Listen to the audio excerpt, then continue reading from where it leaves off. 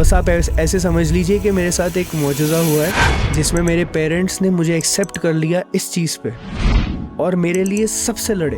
आप यकीन नहीं मानेंगे, मेरे डैडी मुझे सुबह फजर में उठाते थे। पैदा होने के बाद हम वही चीज़ें फॉलो करते हैं जो हमारे पेरेंट्स हमें बताते हैं, लेकिन मेरे दिमाग में हमेशा एक क्वेश्चन रहता था।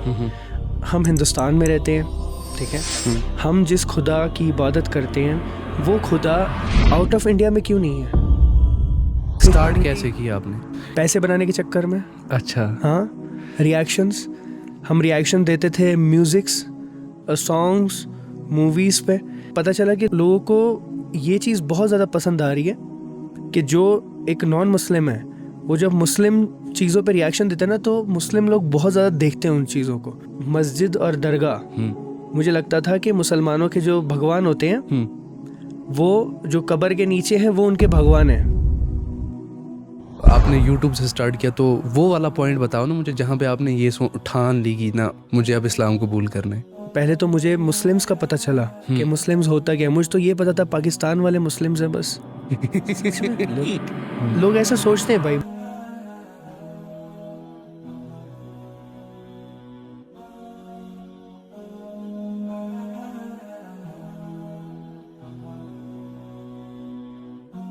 अस्सलाम वालेकुम वरहमतुल्लाहि वबरकातुहू।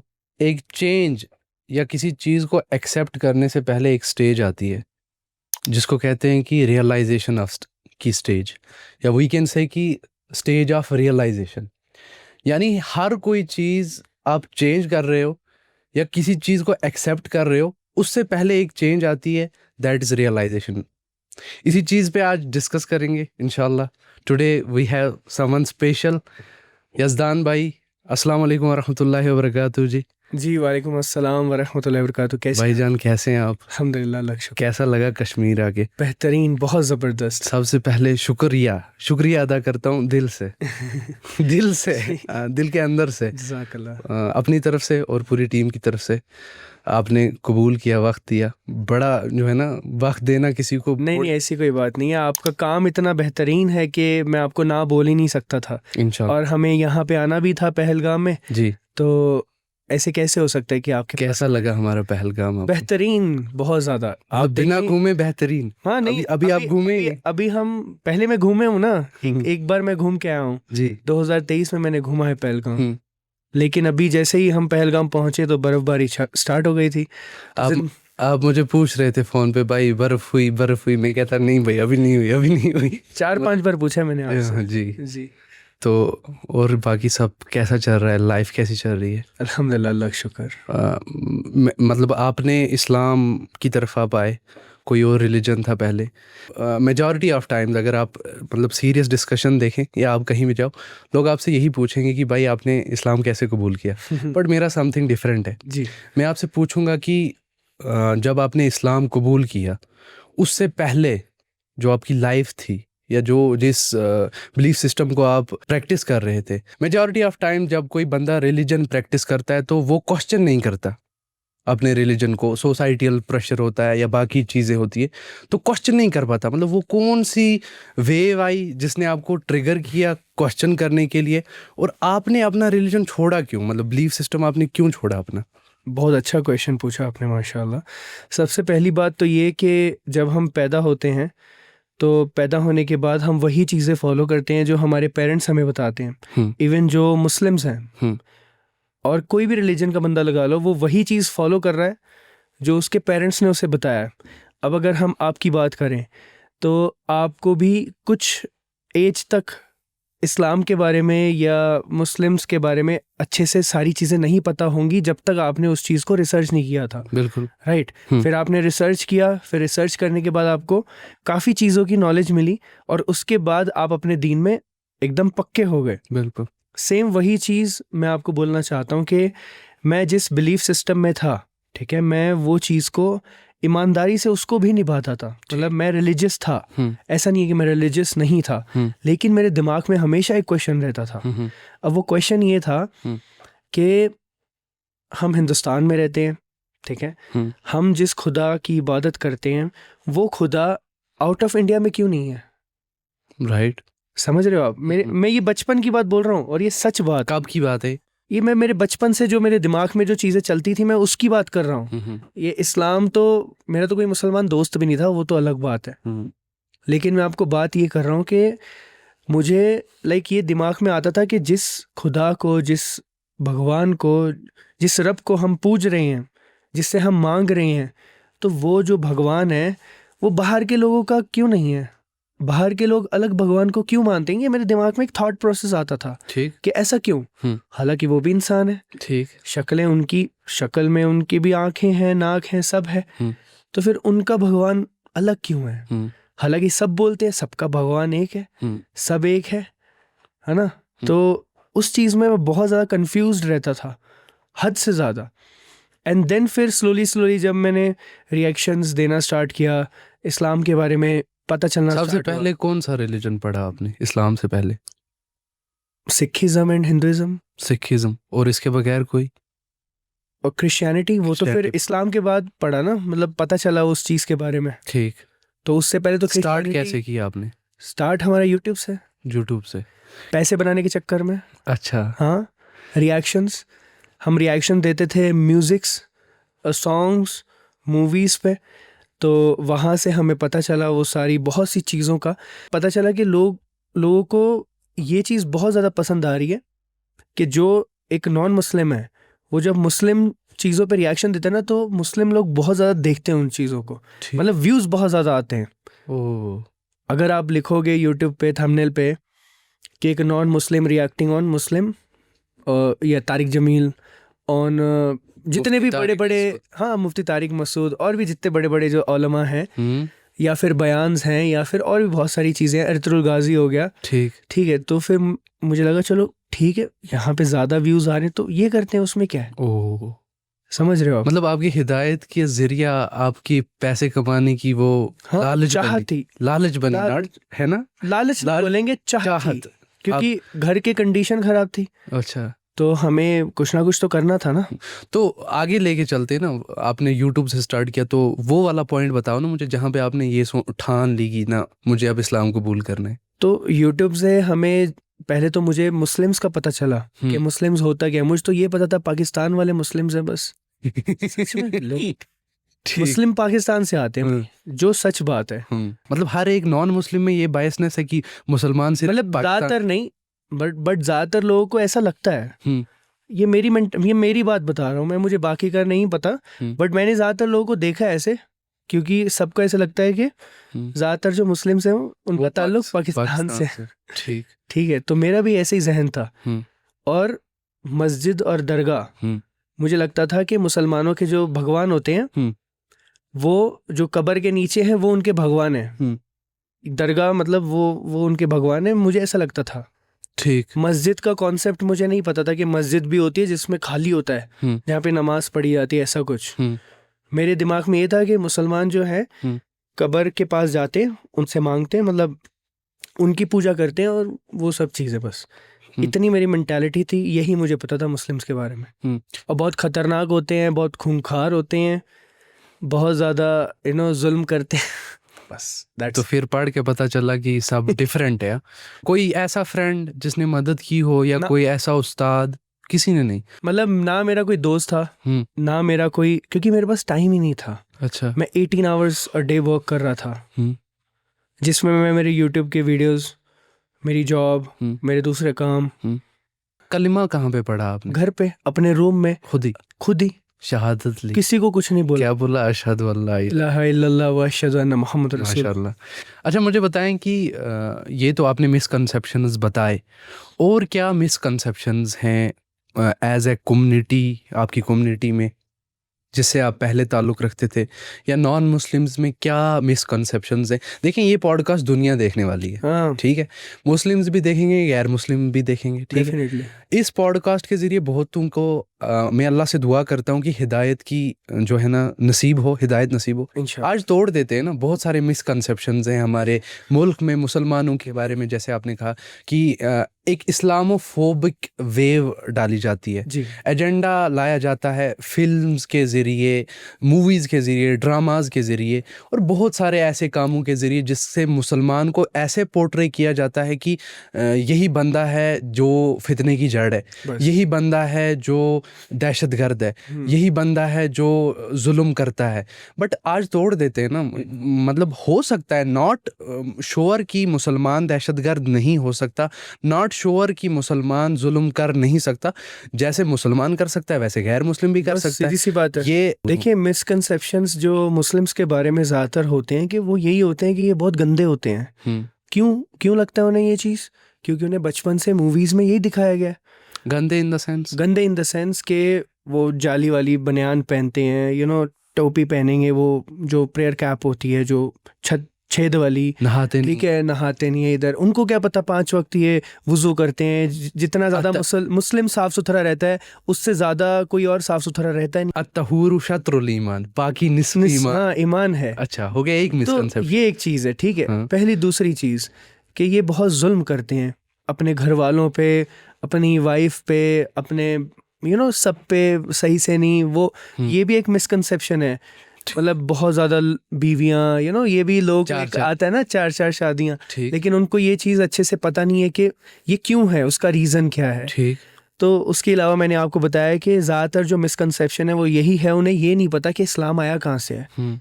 उनको ये दुबई के बारे में उनको पता है कि दुबई में भी लोग मुस्लिम्स हैं, उन्हें ये पता है सऊदी अरेबिया में भी लोग मुस्लिम्स हैं, लेकिन उनके दिमाग पे क्या एक पर्दा लगा हुआ है कि उनको मुस्लिम्स का नाम लिया तो पाकिस्तान ही याद आता है और कुछ याद नहीं आता। This is the main. अब देखो, अब जैसे आप बहुत ज़्यादा न्यूज़ में सुनते होंगे कि अगर कोई मुस्लिम कुछ कर दे तो उसको यही बोला जाता है, भाई चला जा, तो है ना, तुझे अगर प्रॉब्लम हो रही है तो पाकिस्तान चला जा। तो इस तरह से बोला जाता है कुछ जो गलत लोग हैं जो फितना फैलाना चाहते हैं हमारे देश में। तो यही चीज़ है कि लोगों के दिमाग में वो चीज़ या तो वो भर रहे हैं, आई थिंक, या फिर उनको बचपन से वो सब ने यही देखा है, इस वजह से उनको सही चीज़ पता ही नहीं है इस्लाम के बारे में कि मुस्लिम्स क्या है, कुरान क्या है।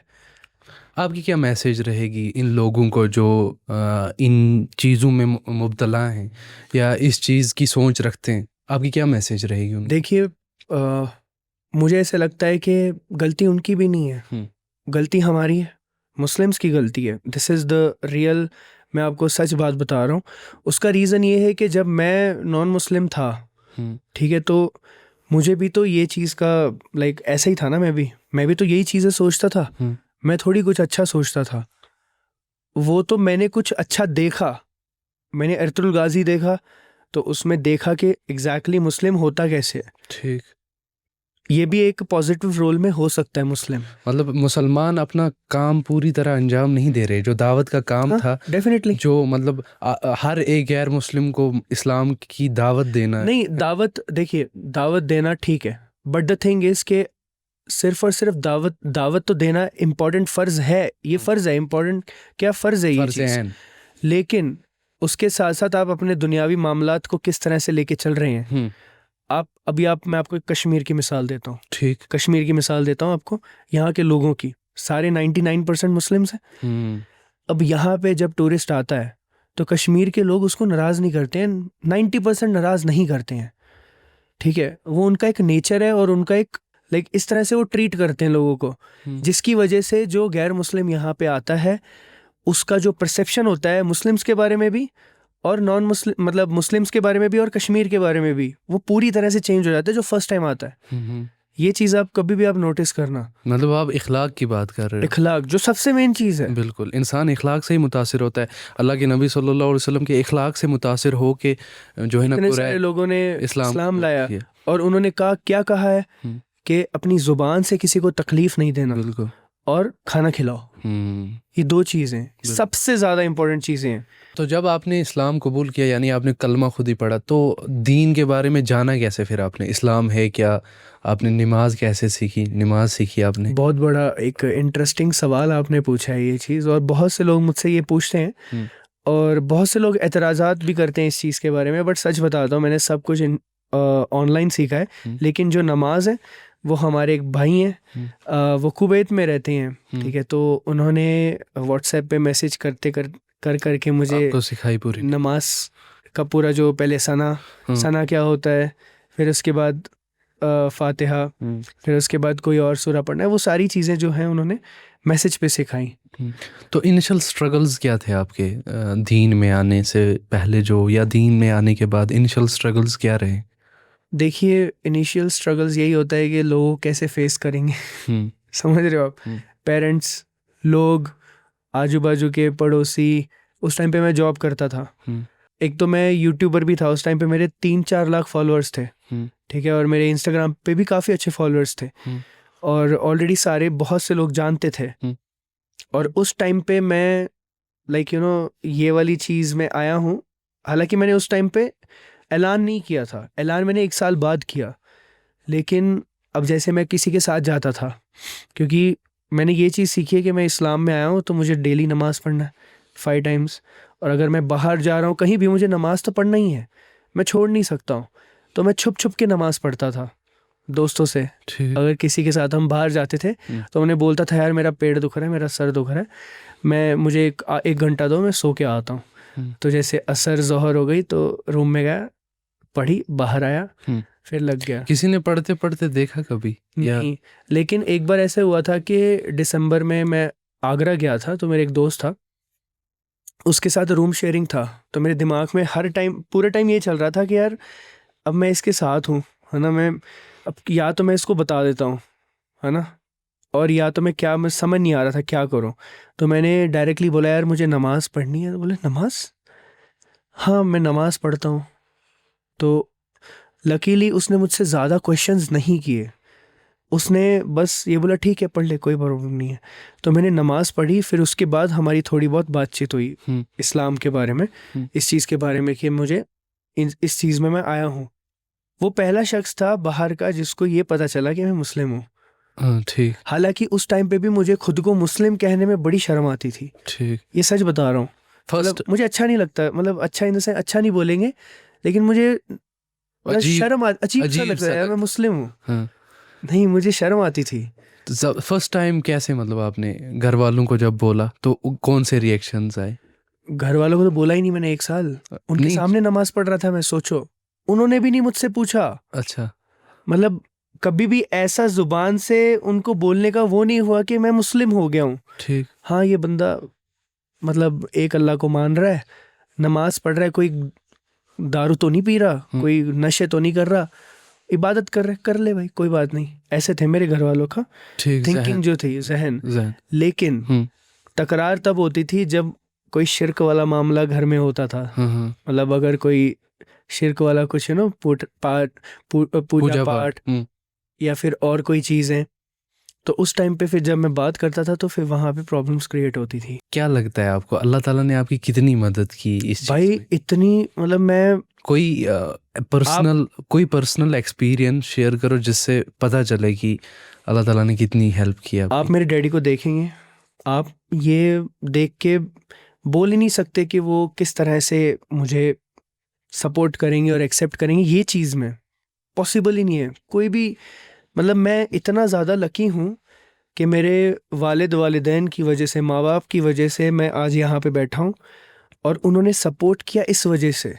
द रीज़न बिकॉज अगर वो मेरा सपोर्ट नहीं करते, लेकिन उनका सपोर्ट हासिल करने के लिए भी जो अल्लाह ने मेरी मदद की है वो काबिल तारीफ़ है भाई। मतलब वो इस तरह से है कि आप देखें कि इतनी ज़्यादा तकरार घर में, मतलब अलग लेवल। क्योंकि जब भी शिर्क और वो अब कैसे बताऊँ आपको, मैं ज़्यादा चीज़ें मैं आपको बताना नहीं चाहता हूँ क्योंकि बहुत से लोग भी देख रहे हैं ये चीज़, और मुझे वो चीज़ अच्छा भी नहीं लगेगा। तो बस आप ऐसे समझ लीजिए कि मेरे साथ एक मौजज़ा हुआ है जिसमें मेरे पेरेंट्स ने मुझे एक्सेप्ट कर लिया इस चीज़ पे और मेरे लिए सबसे लड़े। मतलब अल्लाह ताला ने आपके वालिदैन का दिल नरम कर लिया। हाँ, बहुत ज़्यादा, हम्म। बहुत ज़्यादा। आज उन्हें रसूल अल्लाह सल्लल्लाहु अलैहि वसल्लम के बारे में, इस्लाम के बारे में इतना पता है जितना एक आम मुस्लिम को नहीं पता होगा। ये मैं आपको लिख के दे सकता हूँ। दावत देते हो अपने पेरेंट्स को इस्लाम की? जी, मेरे घर में शिरक नहीं हो रहा है। माशाअल्लाह। आप इससे बस समझ लीजिए अभी। ठीक, समझ रहे हैं आप? अल्लाह ताला उनको हिदायत दे जल्द से जल्द। आपके अल्हम्दुलिल्लाह। भाई ने भी इस्लाम कबूल किया? जी, कितना टाइम हो गया? उसने तब किया था जब मैंने ऐलान किया था, लेकिन वो लोगों तक हमने नहीं ओपन किया था, फिर उसके बाद अभी ओपन किया है। अच्छा यज़दान भाई, मुझे आप ये बताएं कि मुसलमानों का क्या रोल है गैर मुस्लिम को दावत देने में, एंड आपको क्या लगता है कि कितनी कोताही करता है एक मुझ जैसा मुसलमान, एक आप जैसा मुसलमान अपने दीन को, अपनी अल्लाह ताला की दावत को लोगों के सामने लाने, प्रेजेंट करने में? मुझे ऐसा लगता है कि एक मुस्लिम को, ठीक है, मैं मुसलमान नहीं बोलता हूँ, मुसलमान जो शब्द है ये हमने बनाया है। जिस तरह से हम इंसान बहुत सी ऐसी चीज़ें बना चुके हैं जो अल्लाह ने हमें नहीं कहा है, तो वैसे ये जो मुसलमान शब्द है ये भी हमने बनाया है। मुसलमान हम हैं, लेकिन हमें मुसलमान नहीं बनना, हमें मुस्लिम बनना है। तो इसलिए मैं हमेशा मुस्लिम का वर्ड यूज़ करता हूँ, बिकॉज अल्लाह ने हमें मुस्लिम पैदा किया है, ऐसा मेरा मानना है। ठीक, इस्लाम को फॉलो करने वाले को मुसलमान बोलते हैं। जो मुस्लिम्स हैं, मैंने ये चीज़ नोटिस की है कि देखिए अब वो ज़माना नहीं है कि आप किसी के पास जाएं और उसको डायरेक्टली दावत दें, राइट? वो कोई मानेगा भी नहीं, बट मुझे ऐसा लगता है कि हमें एटलीस्ट सामने वाले को ये समझाना चाहिए या इस तरह से उसके सामने बताना चाहिए कि एग्जैक्टली इस्लाम है क्या, या मुस्लिम्स होते कौन है, मुस्लिम वर्ड का मतलब क्या है, इस्लाम का मतलब क्या है, और इस्लाम में एग्जैक्टली कॉन्सेप्ट ऑफ गॉड जो है वो है क्या एग्जैक्टली। ये एटलीस्ट हमें इसके बारे में थोड़ा सा खुद अपने अतराफ में लोगों को बताना चाहिए, ये बहुत ज़रूरी है। इतना भी कर लिया ना अगर सबने, I think everything will be sorted. Who is your favourite scholar? देखिए मैं बहुत ज़्यादा उन्हें सुनता हूँ जिनके बारे में काफ़ी ज़्यादा इख्तिलाफात होते हैं, तो बोल दो नाम। कंट्रोवर्सी हो जाएगी। देखिए मैं आपको एक चीज़ बताता हूँ, मैंने हर एक, उस टाइम पे मुझे फ़िरक़ों का नहीं पता था, मुझे नहीं पता था ये कौन सा फ़िरक़ा है, ये कौन सा है, वो हनफी क्या होता है, शिया क्या होता है, सुन्नी क्या, मुझे थोड़ी पता था। मेरे को तो पता था कुरान है भाई। लेकिन आपने जब इस्लाम में आए तो उल्टे फंस गए, इसमें फ़िरक़े हैं। भाई इस्लाम जब कबूल किया था, वल्लाह मुझे नहीं पता था कोई फ़िरक़ा होता है। ठीक, मुझे क्योंकि मेरा कोई इंटरेक्शन नहीं था किसी दोस्त से। अब किसी दोस्त से इंटरेक्शन होता तो पता चलता है कि यार अच्छा ये बंदा सुन्नी है या शिया है या कोई भी XYZ फ़िरक़े का है, तो फिर अल्लाह का शुक्र है कि फिर मैं सोचता भाई, पता है क्यों? क्योंकि मुझे फिर इस्लाम के बारे में नॉलेज हासिल नहीं होती उसकी वजह से। सही, क्योंकि मैं फिर सोचता यार मैं इधर भी फ़िरक़ों में था, इधर भी हम वही चीज़ कर रहे थे और यहाँ पे भी वही चीज़, हालांकि इस्लाम में तो ऐसा कुछ है नहीं। बिल्कुल। क्या लगता है आपको फ़िरक़ों ने कितनी जो है ना तबाही मचाई है? बहुत ज़्यादा। मुझे ऐसा, ऐसे आपने बोला नहीं आपका फेवरेट स्कॉलर कौन सा? मैं बताता हूँ, देखिए मैं हर किसी को सुनता हूँ, ठीक है, जिसकी अच्छी बात है वो ले लेता हूँ और उसने अगर कोई गलत बात करी है वो छोड़ देता हूँ। बिल्कुल, मैं ये चीज़ करता हूँ। बट मैंने बहुत ज़्यादा मोहम्मद अली मिर्ज़ा को सुना है। ठीक, मैंने यूथ क्लब को बहुत ज़्यादा सुना है। यूथ क्लब को बिल्कुल, मोहम्मद अली साहब, फिर अपने तोहा इब्न जलील साहब, ठीक है, फिर उसके बाद ज़ियाउल हक साहब, ओहो, मुफ्ती तारिक जमील साहब को पहले सुनता था, उनकी जो प्यारी प्यारी मीठी मीठी बातें हैं माशाल्लाह। और तारिक मसूद साहब को, अरे वैसे शादी आपने उन्हीं के लेक्चर सुन के की है? नहीं, शादी तो करनी थी भाई। शादी तो अगर मैंने 4 शादियां की होती तब आप बोलते क्या उनकी काट देना भाई, ये मसला हो जाएगा घर पे। देखिए मैं जब न्यू था ना, तो उस टाइम पे मैंने एक चीज़ नोटिस कर ली थी कि कोई भी जो उलमा हैं, जो मुफ्ती हैं, जो जितने भी जो हैं, उन सबको तब सुनना है अगर वो किसी चीज़ का हवाला दे रहे हैं। ठीक, सपोज वो कोई बात कर रहे हैं, अगर वो कोई चीज़ का उसका हवाला दे के बात कर रहे हैं कि ये जो मैं बात कह रहा हूँ या तो ये कुरान में लिखी हुई है या तो वो किसी हदीस में लिखी हुई है, ठीक, तो फिर हम उन्हें सुने और उनकी बात पे एतमाद करके उस चीज़ को माने और उसको वेरीफाई भी करें। ठीक। ऐसा मेरा मानना है। मुझे बताएं कि सबसे पहले जब इस्लाम कबूल किया ना, आपको फजर मुश्किल लगती थी या फजर को प्रोनाउंस करना मुश्किल लगता था? सच बताऊं तो जब मैंने इस्लाम कबूल किया तो मुझे सिर्फ इतना पता था कि नमाज पढ़नी है भाई। अच्छा आप यकीन नहीं मानेंगे, मेरे डैडी मुझे सुबह फजर में उठाते थे। अच्छा। सच बता रहा हूँ वल्लाह। मतलब आप ऐसे समझ लीजिए 1 साल तक मेरे डैड ने मुझे फजर में उठाया है, सुबह फजर पढ़ने के लिए, मुझे, मेरे छोटे भाई को। और फिर हम फजर पढ़ते थे और फिर सोते थे। तो वही पूछ रहा हूँ ना मैं, अरबी का कौन सा वर्ड प्रोनाउंस करने में प्रॉब्लम होती थी? सल्लल्लाहु अलैहि वसल्लम। ये मैंने पहले तो जब मैं रिएक्शन देता था ना, तो रिएक्शन देते टाइम तो मैं मोहम्मद बोलता था, Mohammed peace be upon him, या मैं नाम ऐसे लेता था क्योंकि मुझे नहीं पता था उस टाइम पे। तो सब बोलते थे ऐसे मत बोलो, अच्छी बात नहीं है, कमेंट्स आते थे बहुत ज़्यादा। तो फिर उसके बाद बोलते थे सल्लल्लाहु, लिख के भेजते थे लोग कमेंट सेक्शन में। तो फिर मैंने प्रोनाउंसिएशन यूट्यूब से सीखी, फिर एक दिन पूरा उसको प्रैक्टिस किया, सल्लल्लाहु अलैहि वसल्लम। तो फिर उसको करते करते मैंने फर्स्ट टाइम जब सीखा था ना, वो इतना परफेक्ट सीखा था कि उसको फिर अच्छे से बोला मैंने। मुसलमानों की तरफ से हेट मिला कभी इस्लाम कबूल करके? नहीं, क्यों मिलेगा? ऐसा नहीं कहा किसी ने आपको कि व्यूज के लिए कर रहा है? हाँ, कुछ मतलब अगर 1 लाख लोग हैं ना, उसमें से 0.0001%। सच बता रहा हूँ। मतलब ऐसे मुसलमानों को क्या मैसेज दोगे? उनको क्या मैसेज देना है? उनको कुछ भी मैसेज दे नहीं सकते हैं, बिकॉज द रीज़न इज कि उन्होंने इस्लाम को अभी पढ़ा ही नहीं है, जाना ही नहीं है। क्योंकि रसूल अल्लाह सल्लल्लाहु अलैहि वसल्लम और उनके जो सहाबा थे जंग में थे एक, और एक जो सहाबी हैं वो एक बंदे को उन्होंने कत्ल कर दिया, लेकिन कत्ल करने से पहले उसने कलमा पढ़ दिया था। ठीक।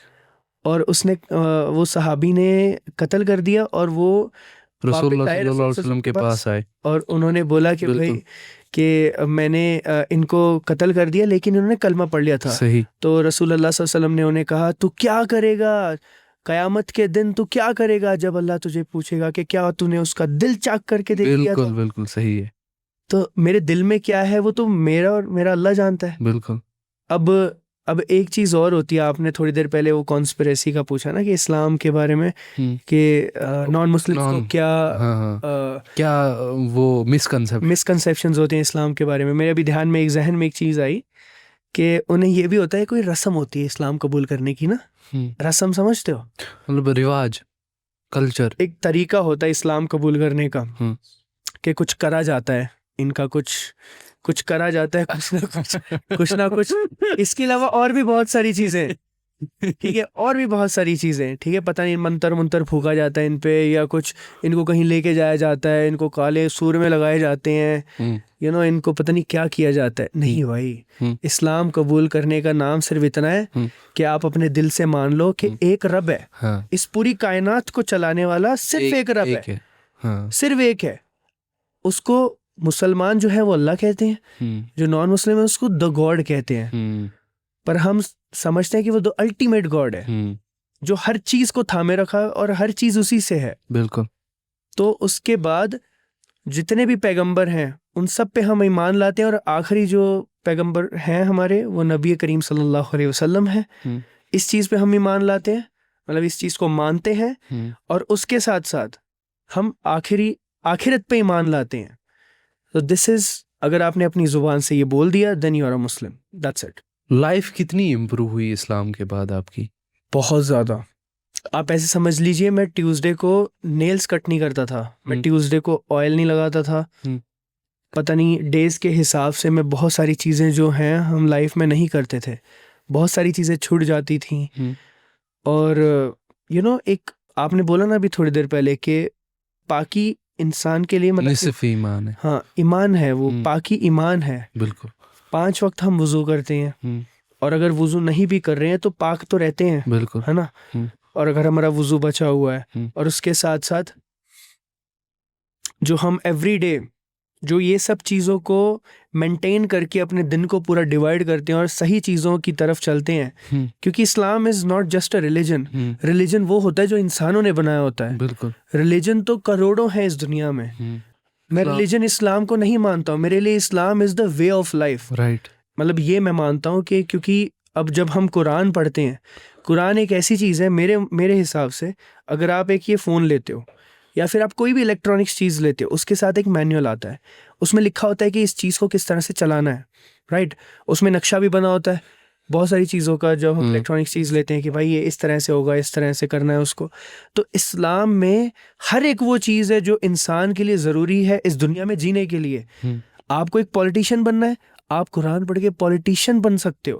आपको एक अच्छा इंसान बनना है, आप कुरान पढ़ के एक अच्छा इंसान बन सकते हो। अगर आपको एक अच्छा हस्बैंड बनना है, अच्छा बेटा बनना है, अच्छा बाप बनना है, आपको जो बनना है आप कुरान पढ़ के बन सकते हो। ठीक। तो this is like what I think about Islam and Quran. Yazdan भाई, आपने अभी कुछ टाइम पहले एक बात कही थी कि मैं जैसे फैमिली जो प्रैक्टिस कर रही होती है, बंदा वही प्रैक्टिस करता है। मेजॉरिटी ऑफ टाइम्स आपने बहुत सारे मुसलमानों के साथ बातचीत की होगी, बहुत सारे मुसलमान इस वजह से मुसलमान हैं क्योंकि उनकी फैमिली मुस्लिम है। जी जी। तो उनको दीन के बारे में उतनी नॉलेज भी नहीं होती ना वो रसूलुल्लाह सल्लल्लाहु अलैहि वसल्लम की सीरत पढ़ते हैं। जी। और ऐसे मुसलमानों को आप किस नज़रिए से देखते हो और आप क्या कहना चाहते हो ऐसे मुसलमानों को जो सिर्फ इस वजह से मुसलमान है क्योंकि वो मुसलमान घराने में पैदा हुए हैं? देखिए, आजकल के जो मुस्लिम्स हैं, सबसे पहली चीज़ तो उन्हें ये एक बड़ी लाइक उन्हें क्या कहेंगे इसको, इस चीज़ का एक गलत फहमी है कि वो बड़े खुश नसीब हैं और जन्नत के हकदार हो चुके हैं। ऐसा कुछ नहीं है। ये मतलब ये सच बात नहीं है। मुस्लिम्स के ऊपर बहुत ज़्यादा बर्डन है, बहुत ज़्यादा, मतलब बहुत ज़्यादा उन पे एक जिम्मेदारी है, बहुत ज़्यादा जिम्मेदारी है। क्योंकि पहली बात तो ये कि जब एक नदी होती है, वो नदी के किनारे जब एक बंदा जो है वो वहाँ पे आके दम तोड़ दे, उस पे सब्र नहीं आता इंसान को। जो दूर है वो बंदा दम तोड़ दे तो उस पे सब्र आ जाता है, जो दूर है उस नदी के। क्योंकि वो जो पास वाला है वो मुसलमान है, क्योंकि वो एकदम पास में है नदी के। और ये जो है ये तो छोड़ दो, चलो ये तो बहुत दूर है। लेकिन हम जो है वो नदी के किनारे बैठे हुए हैं, लेकिन हम वो पानी पीने से पहले ही दम तोड़ देते हैं। ठीक। अब ये वाली जो चीज़ है, बहुत सारे जो यंगस्टर्स आप देखोगे, तो पहली बात तो ये कि हमारे लिए जो नमाज है वो एक बड़ा नॉर्मल सी चीज़ हो चुकी है। अगर नहीं पढ़ा तो कोई प्रॉब्लम नहीं है, इट्स ओके, नो इश्यूज। नहीं पढ़ी हमने, इट्स ओके, फिर क्या, कोई बड़ी बात है ये चीज़, ये है माइंडसेट भाई। बिल्कुल बिल्कुल है। मैंने ये माइंडसेट हर जगह देखा है, हर जगह पे। मतलब मैं आई थिंक मैं 9 कंट्रीज में घुमाऊंगा, सऊदी अरेबिया यूएई को छोड़ के, वहाँ के लोगों को छोड़ के, मैंने हर जगह पे यही माइंडसेट देखा। नो प्रॉब्लम, नमाज नहीं पढ़ी तो क्या हो गया भैया। आपको किस तरह फील होता है ऐसी मुसलमानों की हालत देख के? देखिए, फील तो मुझे सच बताऊं तो मतलब मैं तो यही हम तो दुआ कर सकते हैं भाई कि भाई अल्लाह सबको हिदायत दे, क्योंकि हम चाहते हैं कि हमारे जो भाई हैं, क्योंकि हर एक मुस्लिम हमारा भाई है। क्योंकि मैं ये नहीं समझता हूँ, मैं फ़िरका वारियत में पहली बात तो बिलीव नहीं रखता हूँ कि ये कोई अलग फ़िरके का है, ये कोई अलग फ़िरके का है तो मैं इससे कुछ दुश्मनी रखूँ या इसके बारे में गलत सोचूं। मेरे लिए हर जो एक मुस्लिम है, जो अल्लाह पे यकीन रखता है, जो रसूल पाक सल्लल्लाहु अलैहि वसल्लम को आखिरी नबी मानता है, आखिरत पे यकीन रखता है, वो मेरे लिए मुस्लिम है। और मैं उसके लिए दुआ करता हूँ और मैं समझाने की कोशिश करता हूँ। हाँ, ये बात है, समझाने की कोशिश मैं तो भाई, मेरा ये मानना है, मैं जब भी चाहे मेरा कोई नॉन मुस्लिम दोस्त भी होना, मैं उससे भी बात करता हूँ, ठीक है, मेरा काम है। मैं उसको दावत, वो अलग बात है, लेकिन मैं उसको एटलीस्ट ये बताता हूँ कि मुस्लिम्स होते क्या हैं। बिल्कुल, वो मिसकंसेप्शंस दूर बस करना ये ज़रूरी है। ये हर एक मुस्लिम के लिए अभी फ़र्ज़ है कि मिसकंसेप्शंस तो दूर करे, अपने तौर पे करे। अगर कुछ नहीं कर सकता, अपने दीन को फॉलो करे और अपने दीन के लिए एटलीस्ट इतना करे कि दीन की दावत तो नहीं दे सकता ना, बट दीन की जो मिसकंसेप्शंस बाकी के जहनों में हैं, बाकी के माइंड्स में, उन्हीं मिसकंसेप्शंस को दूर करे तो कितनी बड़ी बात हो गई, कितनी बड़ी बात है। और आप यकीन नहीं मानेंगे, बहुत से लोगों को इस चीज़ से बहुत फ़र्क पड़ेगा, बहुत ज़्यादा। ये बहुत ज़रूरी है। बिल्कुल। अच्छा भाई, बहुत सारे ऐसे इवेंट्स हुए कश्मीर में जिसकी वजह से पहले तो मुसलमानों को टारगेट किया गया, फिर सेकेंडली कश्मीर को भी टारगेट किया। मतलब आप जब यहाँ आए, आपके दिल में क्या खौफ था कश्मीर का? बिल्कुल नहीं। क्यों? आप मैं मुसलमान हो इसलिए? नहीं ऐसी बात नहीं है। मैं जब कहते हैं ना कि मुसलमानों को नहीं मारते। नहीं अस्तगफिरुल्लाह, ऐसी कोई बात नहीं है। मैंने अब जैसे मैं गुलमर्ग गया था, मैं सोनमर्ग गया था अभी, और मैं बहुत सी जगहों पे गया हूँ। मतलब सारे जितने भी यहाँ पे काम करने वाले हैं, जितने भी यहाँ पे जो लोग हैं, वो तो सब मुस्लिम्स हैं ना, जो टूरिस्ट को अटेंड करते हैं। अब चाहे वो श्रीनगर में अभी मैं था, तो वहाँ पे भी सारे मुस्लिम्स ही हैं। जो शॉप्स हैं सब किसकी हैं? मुसलमान। ज़्यादातर तो मुस्लिम्स की है ना। जो चीज़ें जो भी हो रहा है, लेकिन जो टूरिस्ट आ रहा है ज़्यादातर, जो हमारे हिंदुस्तान से, पूरे हिंदुस्तान से आता है, इवन फॉरेनर्स आते हैं, वो सब नॉन मुस्लिम्स होते हैं ज़्यादातर। और वो जो आते हैं उनको कितनी बेहतरीन तरीके से ट्रीट किया जाता है, मैंने अपनी आंखों से देखा है। आप चाहे जहाँ मर्जी चले जाएं, तो सबको इतने प्यार मोहब्बत से ट्रीट करते हैं। उनको मतलब गुस्सा होके जाने नहीं देते। मतलब कम पैसे ले लेंगे लेकिन गुस्सा होके जाने नहीं देंगे। ये मैंने अपनी आंखों से ये चीज़ देखी है। इस्लाम जब फॉलो किया ना, या इस्लाम जब एक्सेप्ट किया, सबसे मुश्किल चीज़ क्या लगी? प्रैक्टिस करना या फॉलो करना? यार ये तो बड़ी मुश्किल है, ये वाली। बहुत आसान लगा मुझे, सच बता रहा हूँ वल्लाह, बहुत ज़्यादा आसान। मुझे मुश्किल पता क्या लगा? मैं जब छुप के था, तो मेरे पेरेंट्स को मनाना, मेरे पेरेंट्स के साथ इस चीज़ में एडजस्ट करना, बाहर के लोगों के साथ एडजस्ट करना, दैट्स ऑल। मुझे और किसी चीज़ में बिल्कुल भी डिफ़िकल्टी नहीं लगी इस्लाम में। And this is my choice, right? एक इंसान की अपनी चॉइस है कि वो जो प्रैक्टिस करना चाहता है वो करे।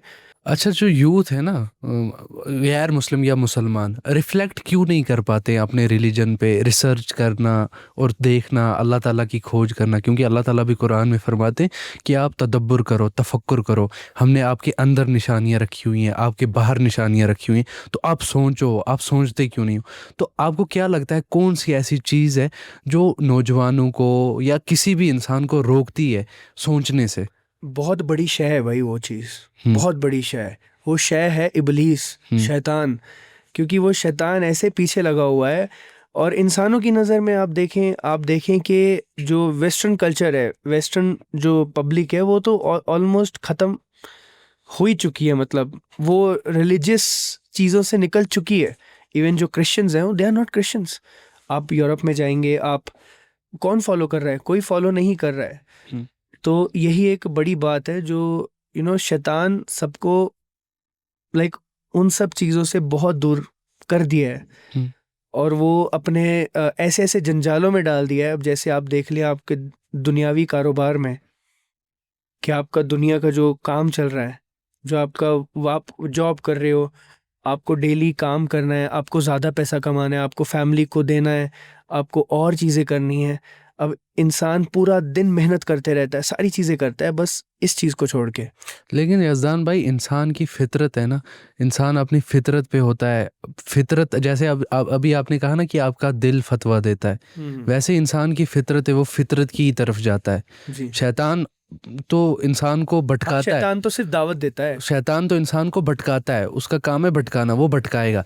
लेकिन इंसान की लाइफ में कभी कभी ऐसी सिचुएशंस आती हैं, ऐसी अल्लाह ताला के साइंस आते हैं जहाँ पे उससे रिफ्लेक्ट करना चाहिए, लेकिन वो नहीं कर पाता। उसका रीज़न क्या है?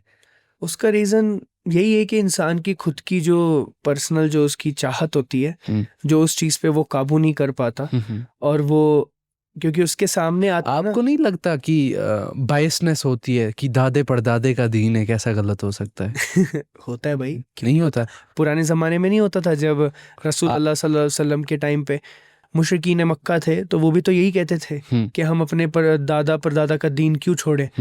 हम वही मैं कह रहा हूँ कि आप ये कितना % डोमिनेंट है एक रिलीजन में, एक सोसाइटी में? देखिए, आपको पता है कि ज़्यादातर लोग जो हैं वो यही चीज़ की वजह से, क्योंकि उनके जो पेरेंट्स हैं और उनके जो दादा हैं और जो उनकी जो फैमिली का जो कल्चर चलते आ रहा है और उनका जो रिलीजन चलते आ रहा है, तो वो उसी चीज़ को उसी पे रहते हैं, उसी चीज़ पे रहते हैं और उस चीज़ को आंख बंद करके फॉलो करते हैं।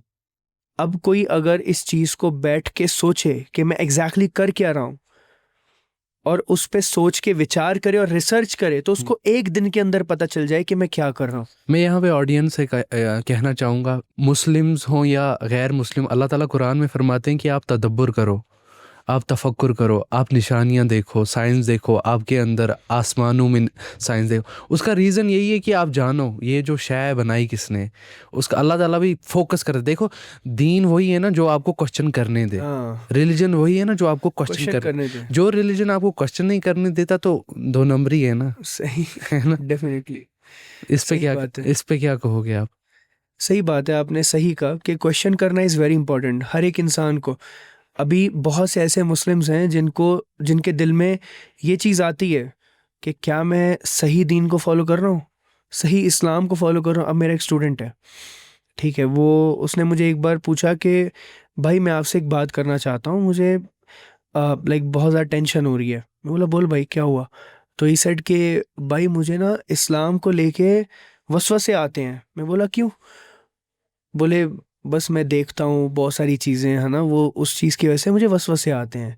ठीक है, ओके। मैंने उसको एक सवाल पूछा, मैंने पूछा कि आपने कभी ज़िंदगी में कुरान को पढ़ा है? तो ही सेड के हाँ पढ़ा है। मैंने बोला अरबी में पढ़ा है या अपनी मातृभाषा में, मतलब अपनी ज़ुबान में पढ़ा है, समझा उसको? तो ही सेड नहीं भाई मैंने आज तक नहीं पढ़ा, समझा नहीं, और मैंने कुरान को बस अरबिक में पढ़ा है। मैं बोला यही तो तुम्हारी प्रॉब्लम है। तुम जब इस्लाम को और कुरान को अपनी लैंग्वेज में समझ के नहीं पढ़ोगे तो तुम्हें कैसे समझ आएगी? जब हम बचपन में बड़े होते हैं तो हमारे माँ बाप जो हमें लैंग्वेज सिखाते हैं, अब मैं पंजाबी था, मैंने पंजाब में बड़ा हुआ हूँ, तो मेरे माँ बाप ने मुझे पंजाबी सिखाई है, तो मुझे पंजाबी बहुत अच्छे से आती है। अब मुझे पंजाबी में आप कुछ भी बताओगे मुझे बहुत अच्छे से समझ आएगा, लेकिन वही अगर आप मुझे फ़ारसी में बताओगे मुझे नहीं आएगा। आप क्या बोल रहे हैं, मुझे क्या समझ आएगा? वही चीज़ है। तो आपको अगर अल्लाह की जो किताब है वो हर लैंग्वेज में अवेलेबल है, अगर उसको आप समझ के नहीं पढ़ोगे तो आपने ज़िंदगी में उखाड़ क्या लिया? फिर क्या किया आपने ज़िंदगी में? कुछ भी नहीं किया।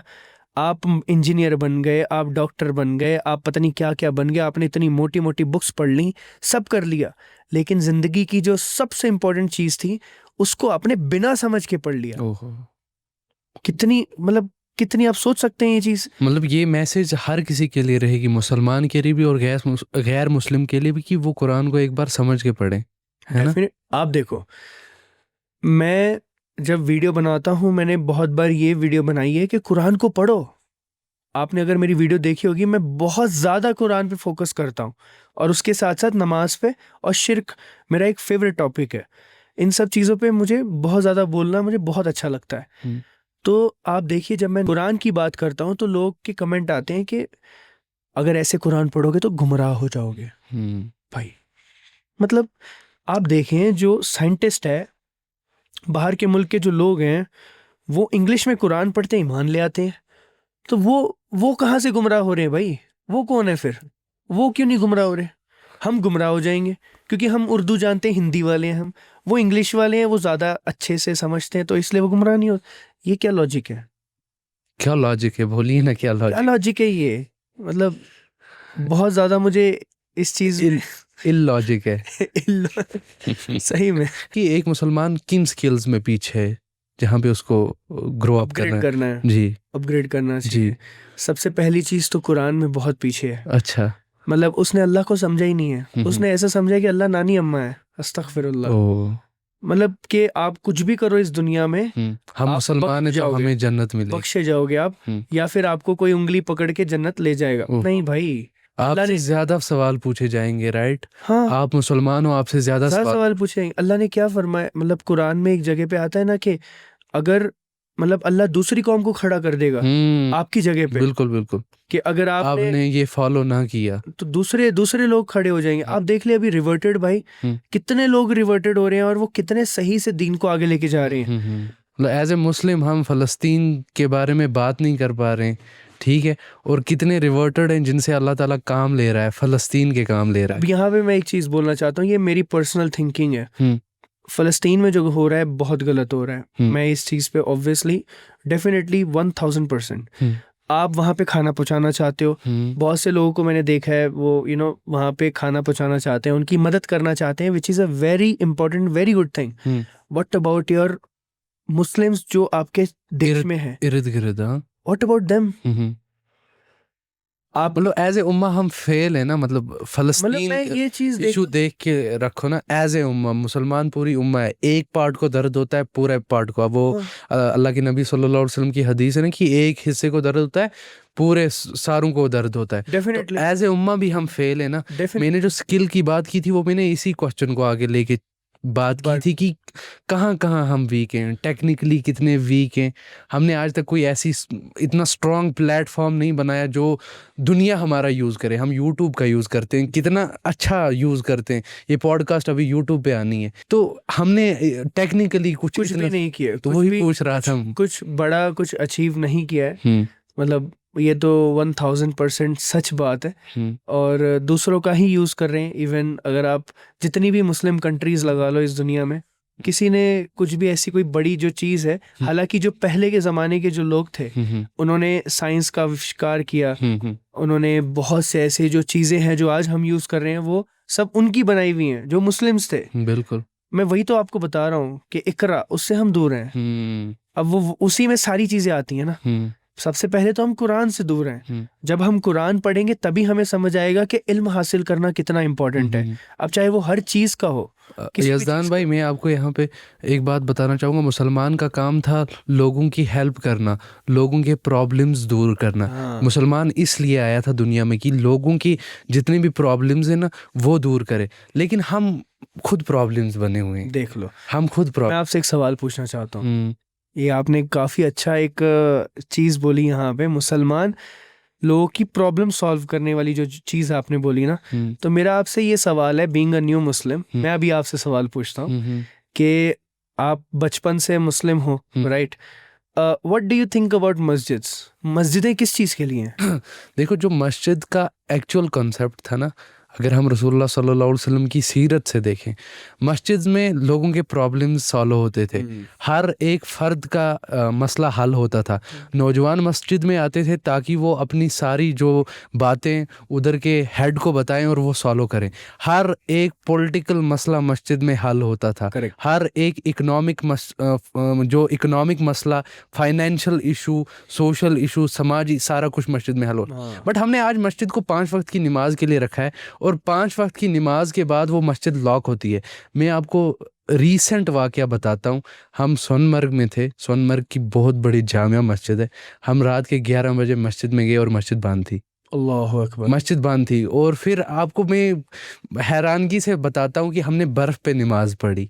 हमने बाहर बर्फ़ पे नमाज़ पढ़ी। रीज़न, क्योंकि न्यू ईयर था और म्यूज़िक बड़ा ज़ोर से चल रहा था। साइड में जो होटल थी ना, तो शोर की वजह से हम मस्जिद में गए थे और मस्जिद बंद थी। यानी हमने मस्जिद को सिर्फ 5 नमाज़ों तक रखा है और उसमें नहीं। आपको पता है रसूलुल्लाह सल्लल्लाहु अलैहि वसल्लम के दौर में गैर मुस्लिम की मीटिंग भी मस्जिद में होती थी। डेफिनेटली वो उधर आते थे। बच्चों की कुश्तियाँ भी मस्जिद में होती थी। तो ये बहुत सारी चीज़ें। अब यहाँ पे मैं और चीज़ एक्सटेंड करना चाहता हूँ, लोगों की इल्म में इजाफा करना चाहता हूँ कि मस्जिद का एक्चुअल कॉन्सेप्ट जो था, जो आपने बोला वही था, बस उसको मैं थोड़ा सा एलैबोरेट कर रहा हूँ। जी जी। अब जैसे हम इस इलाके में रहते हैं, इसका इलाके का नाम क्या है? सीर हमदान, अनंतनाग, राइट। उसमें एक ये इलाका है, इस इलाके में एक मस्जिद है। उस मस्जिद में ये सारे जो जितने भी लोग हैं सीरत नाम के, ये सारे लोग वहाँ पे एवरी सिंगल डे जाते थे उस वक्त। बिल्कुल उस वक्त रसूलुल्लाह सल्लल्लाहु अलैहि वसल्लम के बाद, और उसके बाद भी जब तक लोग उस चीज़ को फॉलो कर रहे थे, तो वो सारे लोग वहाँ पे जाते थे। वो क्यों जाते थे? और वो वहाँ पे जाके सिर्फ नमाज पढ़ने नहीं जाते थे, और वहाँ पे नमाज पढ़ने के बाद अगर बाई चांस सपोज मैं आज वहाँ पे नमाज पढ़ने नहीं गया, तो लोग पूछते थे और घर पे आते थे कि भाई ये बंदे को क्या हुआ, कहाँ गया, इस प्रॉब्लम तो नहीं है इसको कुछ, ये बीमार तो नहीं है। और दूसरी चीज़, नमाज के बाद वहाँ पे बैठक होती थी, सबकी प्रॉब्लम्स को सुना जाता था। वहाँ पे जो इमाम होता था वहाँ का पॉलिटिशियन होता था। जो इमाम होता है, हमारा जो इमाम है, वो सिर्फ और सिर्फ नमाज पढ़ाने के लिए। कहते हैं ना, मस्जिद तो बना ली शब्बर के लिए, ईमान की हरारत वालों ने। तो मस्जिद हमने जो है ना एक छोटी करके पेश की है। 5 नमाजें पढ़नी है, ये हमने मस्जिद का कंसेप्ट रखा हुआ है। और कहाँ फिल हो रहा है जो अल्लाह के नबी। फिर बात वहीं पे आती है ना कि अल्लाह के नबी सल्लल्लाहु अलैहि वसल्लम की सीरत ही नहीं पढ़ी, कुरान ही नहीं पढ़ा कि मस्जिद का मकसद क्या था। आज हर घर के इर्द गिर्द में मस्जिद है। हनफी की मस्जिद, बरेलवी की मस्जिद, देवबंदी की मस्जिद, देवबंदी वाला देवबंदी में जाएगा, बरेलवी वाला बरेलवी में जाएगा, अहले हदीस वाला अहले हदीस में जाएगा, और हनफी वाला हनफी में जाएगा। हनफी वाला अहले हदीस में नहीं जा सकता और अहले हदीस वाला बरेलवी में नहीं जा सकता। देखो, तो यही चीज़ है। तो यहाँ पे जब हम बट चुके हैं और वो निज़ाम तो वो तो बहुत दूर जा चुका है, बिल्कुल इसमें गलती हमारी भी है ना। बिल्कुल, हमारी भी नहीं, हमारी ही है। हाँ, हमारी ही है। बिल्कुल। इवन जिस तरह से डिस्ट्रिक्ट का हल होता है जुम्मा के दिन, वैसे ही जब ईद होती है तो उस टाइम पे पूरे इलाके का। अच्छा, मुझे बताएं क्या शिकायतें हैं, मतलब जैसे आपने अभी मुझे क्वेश्चन डाला एज ए न्यू मुस्लिम, आप मुझे बताएं मुसलमानों से क्या शिकायत है आपको? शिकायत ऑब्वियसली मुस्लिम से ही होंगी, क्योंकि अल्लाह से तो अल्हम्दुलिल्लाह अल्लाह से बहुत शिकायत होनी है। हम तो मतलब एज ए न्यू मुस्लिम बता रहा हूँ कि मुझे कोई मतलब मैं बहुत खुश हूँ, क्योंकि अब कैसा है कि न्यू मुस्लिम से शिकायत ये है कि आप इतना आपने हल्के में ले रखा है। अल्लाह को इतना हल्के में क्यों? अल्लाह को हल्के में, नमाज को हल्के में, और फिर उसके बाद आप इतने जज्बाती हो जाते हो। अब देखो, मैंने इतने सारे मुस्लिम्स को देखा है कि रसूल अल्लाह सल्लल्लाहु अलैहि वसल्लम, उनके बारे में बात करेंगे, उनका नाम लेके जज्बाती भी हो जाएंगे, लेकिन उनके जैसा बन नहीं सकते। क्यों? What is the reason? आप उनके जैसे बनो भी तो। आप बहुत ज़्यादा जज्बाती हो रहे हैं, लेकिन आप उनके जैसा बन क्यों नहीं रहे हो? रसूल अल्लाह सल्लल्लाहु अलैहि वसल्लम के नाम पे उन मतलब इस तरह से दिखा के कि हम उनसे बहुत ज़्यादा मोहब्बत करते हैं, और लोग डीजे बजा के नाच रहे हैं और नॉन महरम महरम साथ में, सब मिक्सिंग, और लंबी कतार में ट्रक ही ट्रक भरे हुए हैं, मतलब सजे हुए हैं, और डीजे चल रहा है। अब उसमें चलो नात चल रही है या फिर जो भी, क्या ये सही है? उधर मगरिब की नमाज हो रही है, मगरिब की अजान हो रही है मस्जिद में, और इधर आप मस्त एकदम लंबी कतार में डीजे चल रहा है एकदम। और मैंने एक वीडियो देखी थी, जुम्मे का दिन था, जुम्मे के दिन डीजे चल रहा है, सब चल रहा है, और इधर जुम्मे के दिन मस्जिद खाली पड़ी है। वल्लाह, मतलब आप सोच सकते हो। वो कहते हैं कि हमारा दिल नमाज पढ़ता है। मतलब आपने सुना ये वर्ड? मतलब किसी से कहते हैं ना, दाढ़ी रखो, दाढ़ी दिल में होनी चाहिए। आपने नहीं सुना है दिल। वैसे ही मैंने कहा कि हमारा दिल अच्छा है ना, हम दिल पा के जन्नत में जाएंगे। हमारा दिल अच्छा है, हम किसी का बुरा नहीं चाहते हैं, हम बहुत अच्छे हैं। उनसे मैं कहता हूँ कि अगर आपका दिल पा के, दिल साफ है, तो अल्लाह के नबी सल्लल्लाहु अलैहि वसल्लम का क्या दिल नापाक था? अस्तगफिरुल्लाह। उनका नापाक था, इसलिए वो नमाज पढ़ते थे, इसलिए उन्होंने नमाज का हुक्म दिया अल्लाह ताला ने, इसलिए उन्होंने दीन फॉलो करने का हुक्म दिया, इसलिए उन्होंने ये हुक्म दिया कि आप अपनी नज़रों की हिफाजत करो, इसलिए उन्होंने ये हुक्म दिया कि आप दीन की पूरी पैरवी करो। मैं उनसे यही कहूँगा। सही बात है। बहुत ज़्यादा तादाद में जो लोग हैं ना, वो उनकी सोच बहुत अलग हो चुकी है। लेकिन एक खुशी की बात भी है कि बहुत ज़्यादा तादाद में जो नौजवान हैं, बहुत ज़्यादा तादाद में जो लोग हैं, उनमें से आप भी है कि माशाल्लाह, कि जो दीन की तरफ आ रहे हैं, दीन को मतलब यंगस्टर्स के बीच में दीन को आम कर रहे हैं और लोगों को दीन की दावत दे रहे हैं, और इवन जो मुस्लिम्स हैं उनको सही रास्ते पे डाल रहे हैं। तो मैं आपको शॉर्ट आउट देना चाहता हूँ इस चीज़ में, आपको शुक्रिया अदा करना चाहता हूँ। भाईजान, ये हमारा हक है, फ़र्ज़ है। सही बात, फ़र्ज़ ऐन दावत को कहा गया, और अपने हस्बे मामूल कहूँगा मैं। आपको उर्दू समझ आती है? हस्बे मामूल मतलब आपके ऊपर जितना आपके पास इल्म है और जितना आपके पास जरिया है, उतना तो आपको हक है देना, तो उसी को कहते हैं हस्बे मामूल। हाँ, तो माशाल्लाह बहुत ज़बरदस्त कन्वर्सेशन हुई हमारी। मैं एक और सेगमेंट की तरफ जाता हूँ, आपकी शादी की तरफ। शादी का कब प्लान किया? मतलब बिफोर इस्लाम शादी का क्या कॉन्सेप्ट था आपके दिमाग के अंदर, और जब इस्लाम एक्सेप्ट किया फिर शादी का क्या कॉन्सेप्ट बना? देखो, शादी तो मैं करना चाहता था बहुत, मतलब पहले से ही, जल्दी। I am 30 right now. 30 age है मेरी। ठीक। तो लगते नहीं हो। लगता नहीं, मुझसे छोटे लग रहे हो। तो शादी मैं करना चाहता था, but the thing is problem हो रही थी। फिर इस्लाम की तरफ आ गया मैं, एंड देन इस्लाम की तरफ आया, तो ऑब्वियसली मुझे फिर इस्लामिक गर्ल चाहिए, राइट? तो मैं किसी नॉन मुस्लिम से शादी तो कर ही नहीं सकता। मिली इस्लामिक गर्ल? हाँ ऑफ कोर्स, अल्हम्दुलिल्लाह। ढूंढने से तो खुदा मिल जाता है, इस्लामिक गर्ल But क्या बहुत मुश्किल से, अच्छा। बट अल्लाह ने बड़ा इम्तिहान लिया, काफ़ी मतलब जद्दोजहद, बट अल्लाह का शुक्र है कि मेरे जो लाइक जो जौजा ज़ौजा समझते हो? ज़ौजा, हाँ मैं ज़ौजा ही बोलता हूँ। हाँ पहले भी ज़ौजा ही बोलता था, अगर आप मेरी पुरानी वीडियो देखोगे उसमें मैं वही बोलता था। ठीक। ये चीज़ आई अर्तुल गाजी से। जो मेरी ज़ौजा है उनके जो वालिदैन हैं माशाल्लाह बहुत अच्छे हैं, बहुत सपोर्टिव हैं। उन्होंने एक्सेप्ट किया, ठीक है, क्योंकि ज़्यादातर जो है। कितना टाइम हो गया शादी को? 1 साल। 1 साल, ठीक।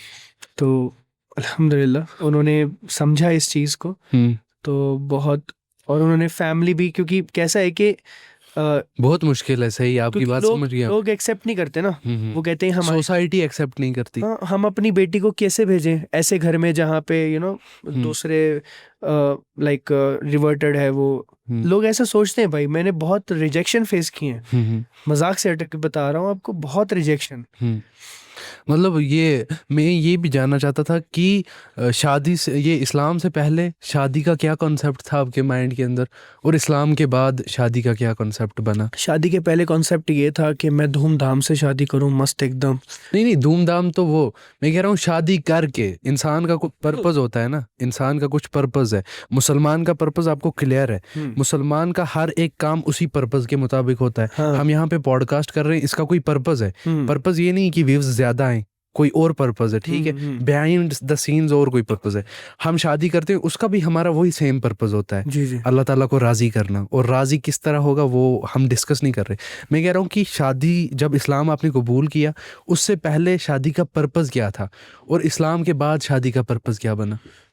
देखो, इस्लाम से पहले मेरा जो पर्पस था, क्योंकि मैं इस्लाम से पहले थोड़ा सा, मैं आपको एक इंटरेस्टिंग चीज़ बताता हूँ। इस्लाम से पहले भी जब मैं अभी यूट्यूब पे था, राइट, 2-3 लाख फॉलोअर्स तो थे मेरे, तो काफ़ी अच्छा मेरा चल रहा था, मैं उरूज पे था, मेरी चढ़त हो रही थी और काम अच्छा चल रहा था, सब बढ़िया एकदम। तो मैं यही सोचता था कि मेरी शादी होगी, हम व्लॉग्स बनाएंगे, वीडियोस एंड ऑल, ये वो है ना, सारी चीज़ें एकदम अच्छे से, और मैं एकदम अलग लेवल मॉडल टाइप शादी वादी करूँगा, एकदम सेट होऊंगा।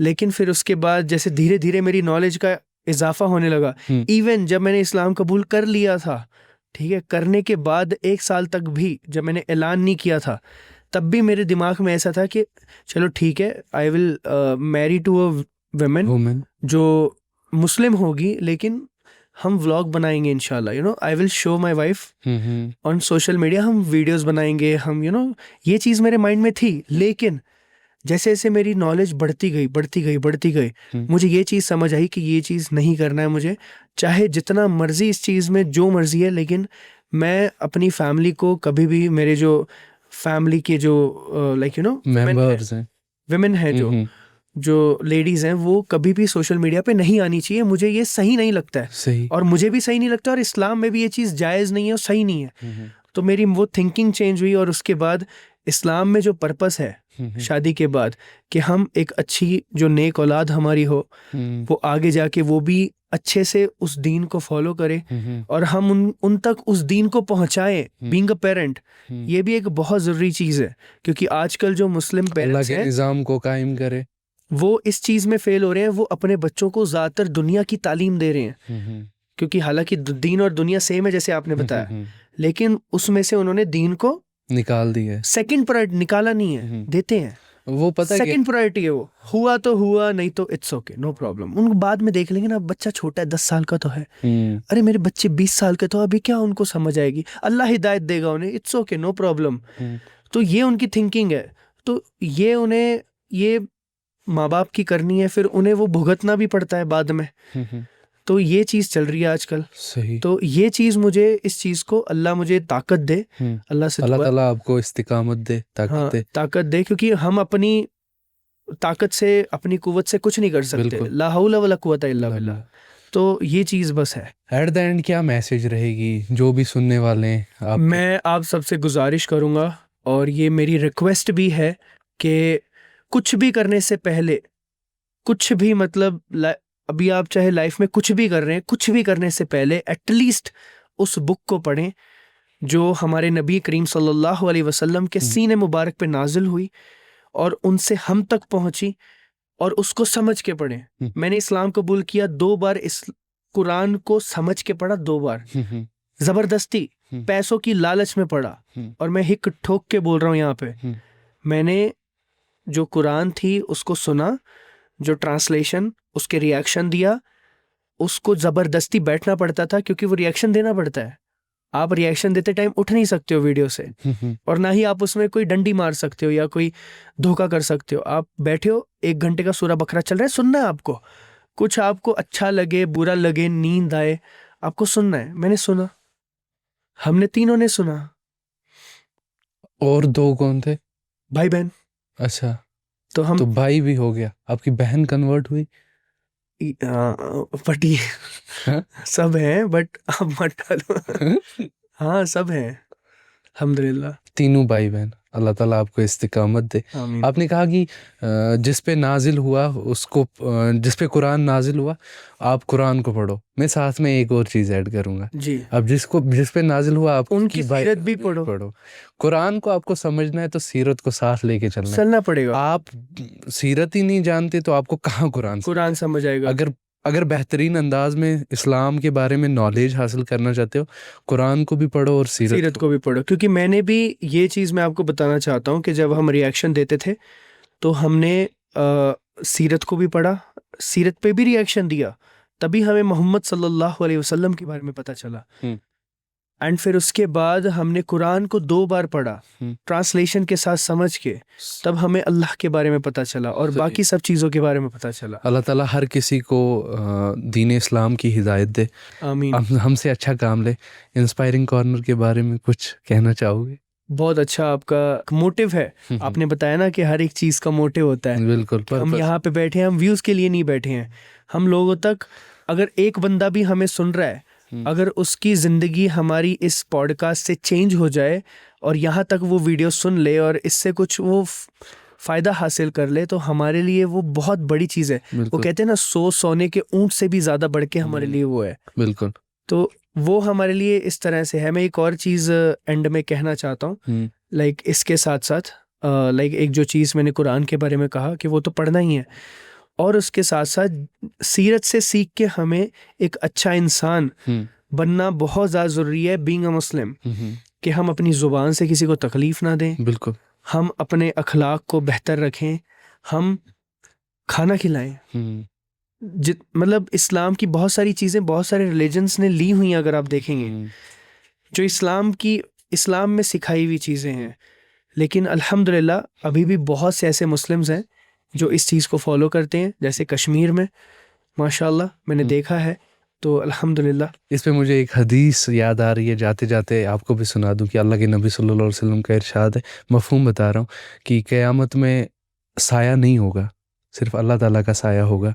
और पता 2 ख़ास बंदे जिनके लिए वो साया होगा, एक वो जो अपनी ज़बान की हिफाजत करता होगा, और दूसरा वो जो अपनी शर्मगाह की हिफाजत करता। तो अल्लाह ताला हमें उनमें से बनाए, आमीन, साया दे।